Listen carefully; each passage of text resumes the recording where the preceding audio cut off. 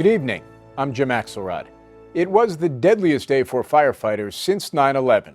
19 members of the Granite Mountain Hotshots were killed fighting the wildfire in and around Yarnell, Arizona in June.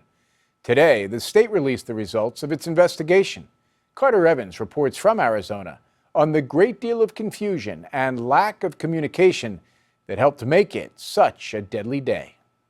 The investigation revealed radio communication problems between commanders and firefighters in the field contributed to the chain of events that led to the deaths of 19 Granite Mountain hotshots. At one point, they lost radio contact for 30 minutes. We do know there was where they were not communicating. We feel they were moving at the time.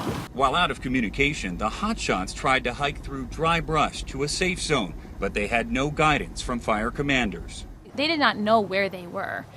There is no reason with the technology we have today that they could not have had tracking units on those radios, that they could not have known where our loved ones were. Julianne Ashcraft's husband Andrew was killed in the fire. She believes fire commanders could have done more. Maybe what this has done is exposed that they are not mitigating risks the way they should for such a dangerous job. The 120-page report details how the hotshots were cornered by a 70-foot wall of flames moving at 11 miles per hour.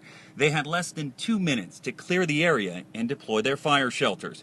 But the investigation fails to explain why the hotshots chose to leave their safe location in the first place.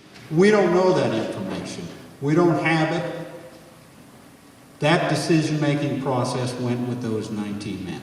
In their final moments, the hotshots desperately radioed for a water drum, but it never came because no one knew exactly where they were.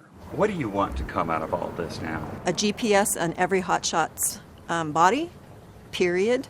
Andrew Ashcraft's mother, Deborah Fingston, says the only way to move forward now is to learn from the deaths of these 19 hotshots so that others may not meet the same fate. Next fire season is in 6 months, and the Southwest is a tinderbox. What can we do in 6 months so that another wife and mother aren't standing here? But many family members say this should have never happened in the first place. An aerial assault could have extinguished this fire when it was still small, 2 days before the hotshots perished. But Jim, investigators say fire commanders were dealing with several incidents that day, and the decision was made not to use the resources on this fire. Carter Evans in Prescott, Arizona. Carter, thank you.